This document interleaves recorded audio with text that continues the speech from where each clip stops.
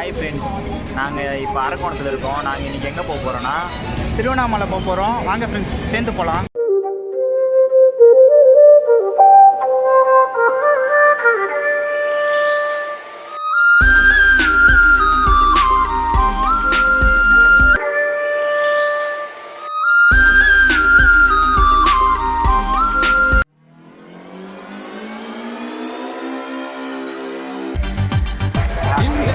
இந்த மாதிரி நாங்கள் ட்ரெயினில் வந்து கூட்டமாக போயிட்டு இருக்கோம்.